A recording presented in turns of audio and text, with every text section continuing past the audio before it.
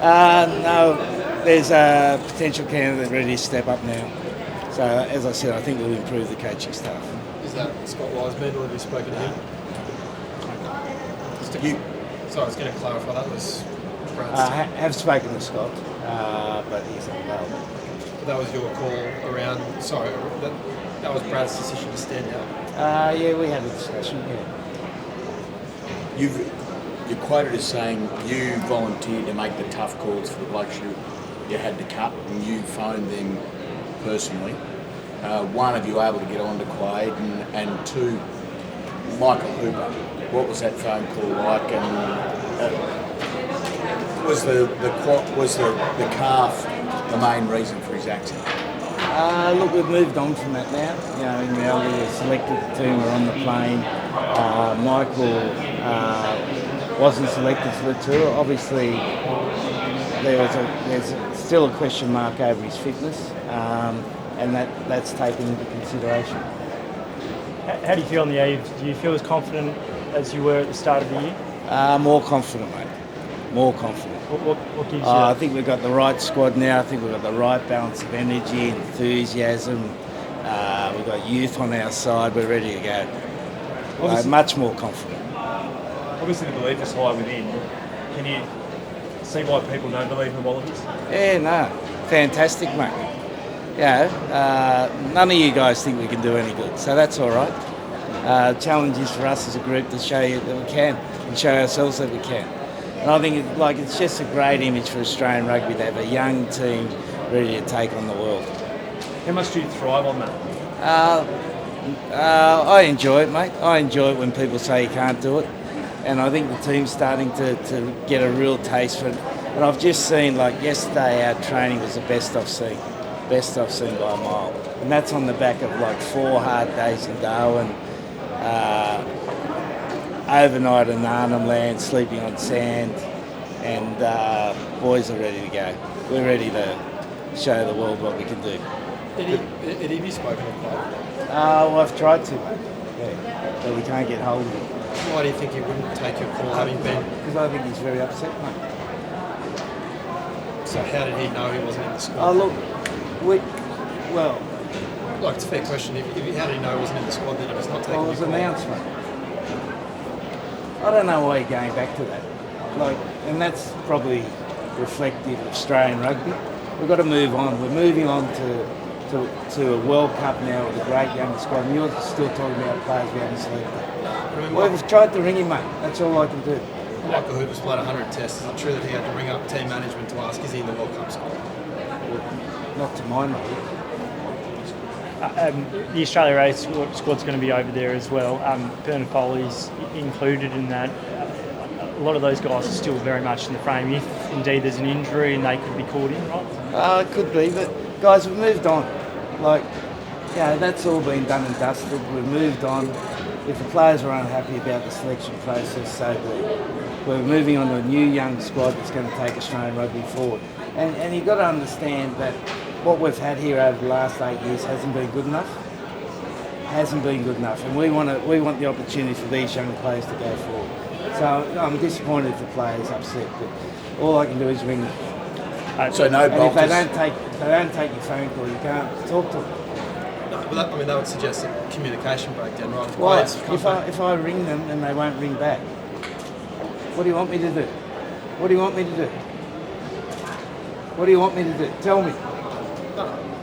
Well, why keep asking about it? Are you going to have a fully fit squad to roll out against France? Well, France is a practice game, mate. Yeah. It's a practice Balancing game. act. It's a practice game. Deliberately chosen, Ed? The French, were they deliberately chosen as the warm-up game? I haven't been part of that. I've just had to roll with the punches, mate. Okay, what about Bolters out of that A squad?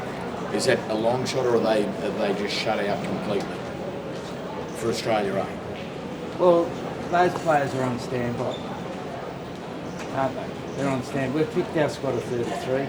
Unless we have some sort of injury, we won't be changing that squad. You talk about the young. From Will Skelton since he's been made captain. Yeah, no, really impressive, mate. He's obviously a man to look up to in all terms. He's had a huge winning record in Europe. and he's brought a level of togetherness to the squad that I haven't seen. And it's a promising start, mate. But it's just a start. You said at the start of the year, you're looking for that 5 to 10% more from the guys. Is that underneath your hat? What are those tricks that you talk about? Look, it all comes down to playing the game well, mate, with good energy, good enthusiasm, playing to a particular plan. And we're working really hard on that. And what's the difference between knockout rugby and World Cup rugby to everything else that goes through a 4-year cycle? Well, it's no different, mate. No difference. You just got to play each game as it comes. I can't believe the level of negativity here, boys. Okay, what about the Matildas then? Fantastic. Here's a positive question for you. How do you take inspiration from a female football team? We take inspiration by the way they've lit up Australian society. Done something fantastic, giving young kids the opportunity to play it.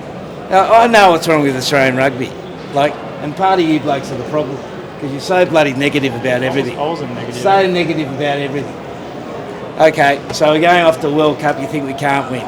You think the selection process is bad because the players can play. So I apologise for that. So we'll go out there and do our best, boys. So if you haven't got anything positive to say, don't ask, please. Eddie, your vast experience at World Cups, you've been to so many of them, you've had success. What can you bring to the table to get this young squad competitive at the Cup? Yeah, it's all about timing, mate. It's all about timing a run. We don't need to be at our best before a crux game in the World Cup, and the first crux game is going to be against Georgia. So we need to be at a level where we can beat Georgia. Then we go on to the next game, which is against Fiji. Then we go on to Wales, and then we go on to Portugal. And then you're in the quarterfinals.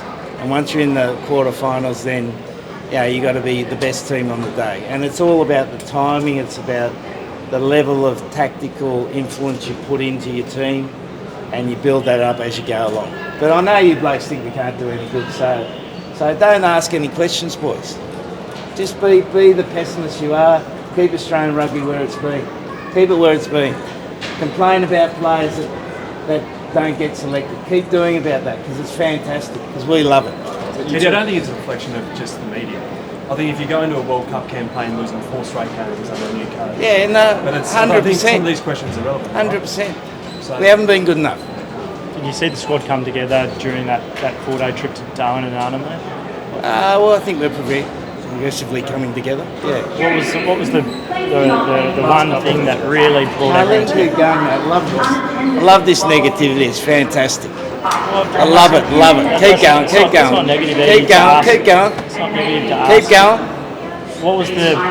What did you see the difference by coming Oh, together? nothing, mate. We're terrible. We're terrible. Just tell us we're terrible, and we'll prove you wrong. Who are you most looking forward to unleashing at the World Cup? Look, I think we're going to have a mighty back row. I think young Hooper's progressed really nicely over the period of time. If you look him in the first test against South Africa, he was struggling to make a tackle, and by the end of the Rugby Championship, he made 20 tackles, carried over the top of the All Black forwards, and that's the progression this team's going to make.